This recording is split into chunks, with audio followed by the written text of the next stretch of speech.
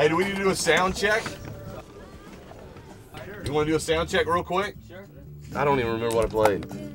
Rally, Chase. That's Corey. Everybody's here. All right. All right, let's go. We got Chase Hamblin live in the KPFT studio with the Roustabouts. Great songwriter and performer, born in Oklahoma, raised in Europe, and now calls Houston home.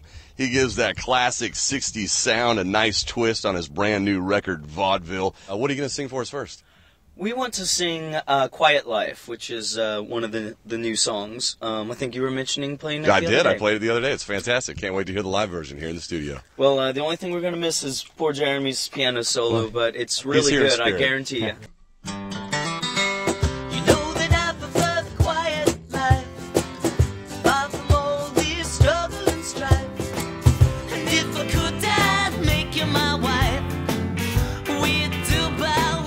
I started playing in Houston almost immediately when I came here at about 19 after going to school in New York for a little while.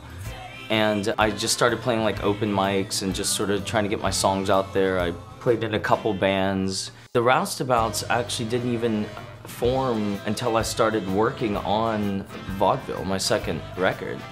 You know, I'd had various members coming through. A Fine Time is just Derek Donovan and I and our engineer Josh.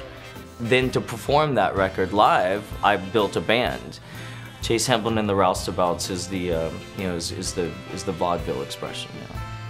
I really like the music. I grew up listening to music of the 60s and 70s. That's what my dad listened to. And Chase's music, you know, sort of channels that era and that vibe. So I love the music because of the style. And then all those guys are just awesome players. It was not my choice to become a roustabout. I did that to Josh. Basically, we needed some percussion and I needed an extra voice at a show once or something. So I asked him to join us on stage, and it sounded so good with him playing with us that I impressed him into the band, like in the old school, like when pirates would pull up to your ship and they would take you into their Navy then or whatever. I didn't really have a choice in the matter.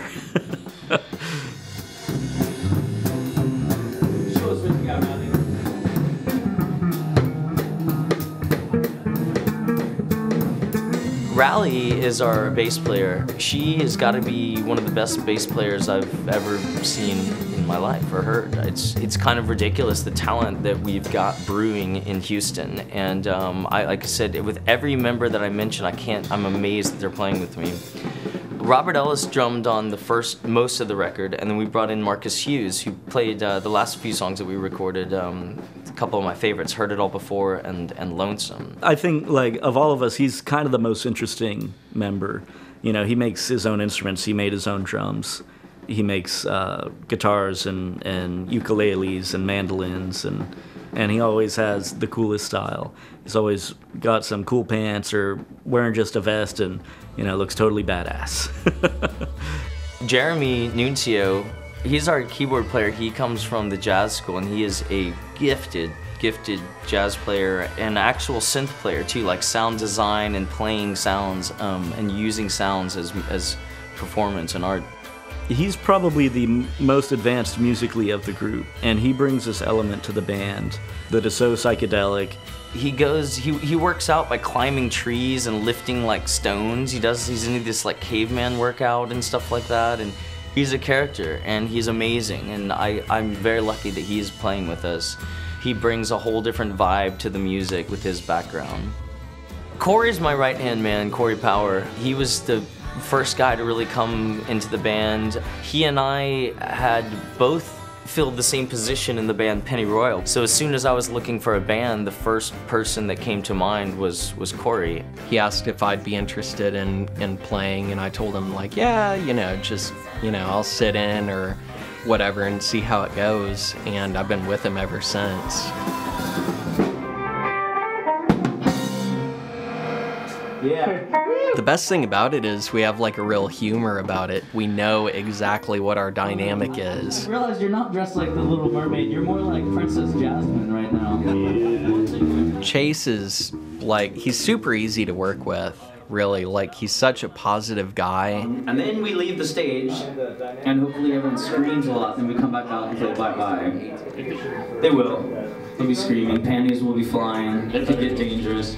Everybody gets along really well. We've never really had any conflicts between players that you can sometimes have with bands. Well, there's no Rod Stewart moments. Rod Stewart, whenever asked to help carry his bandmates' stuff, just hold up a little briefcase with a microphone and it said, "We picked our instruments." It's always been a really professional outfit, and there's never any fights or any crazy stuff that goes on before shows. It's always just make sure everyone's there and shows up and everyone does their part. It's a good team.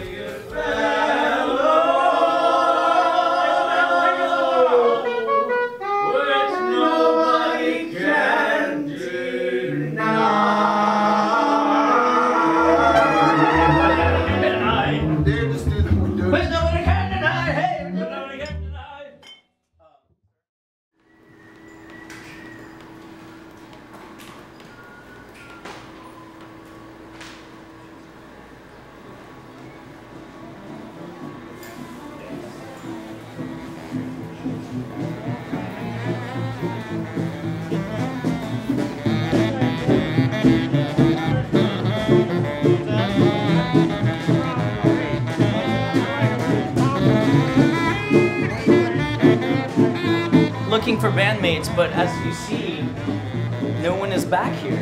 They're all hiding. Where the fuck is Pete?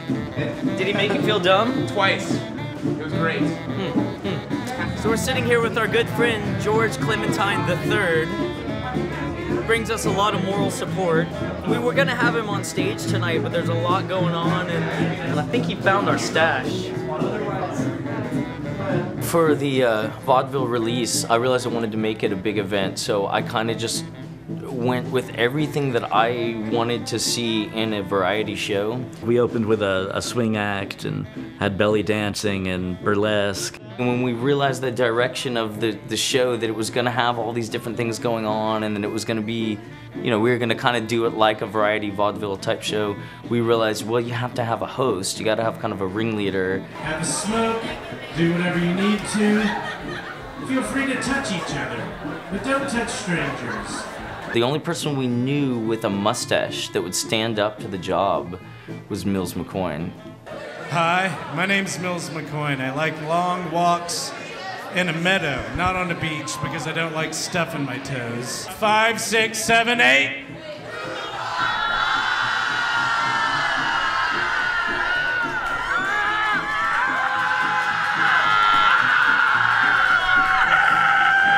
It was a great show. To be honest, I don't remember a lot of it. Hi, camera. Between the drinks I had, and it just kind of flew by.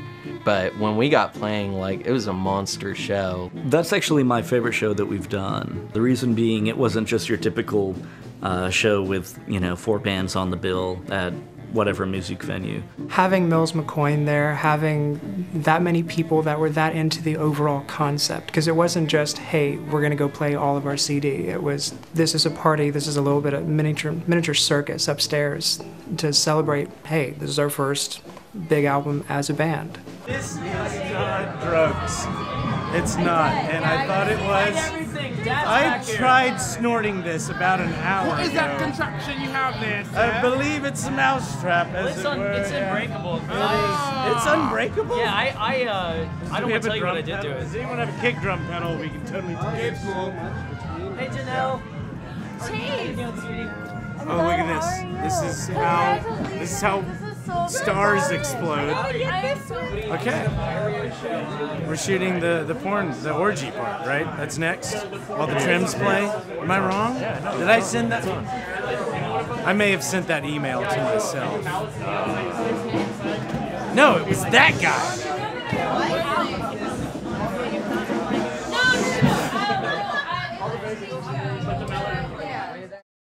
Oh, that's all the beers, huh? No. Drink up, drink. Where do I ultimately want my music to take me? Well, I'd like it to take me as far as possible. I know that's kind of a vague answer, but I'm hoping basically just to sustain my obsession with music through through this band, and if it goes far, that's great, and I hope so. And if it doesn't, I'm still really glad that I'm doing it, and I think I like what I'm doing anyway, so I get a lot out of that just for happiness' sake, I guess you could say, or a fulfillment, you know.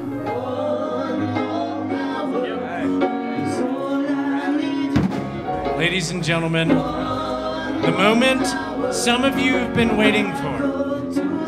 With no further ado, Chase Hamblin and the Roustabouts!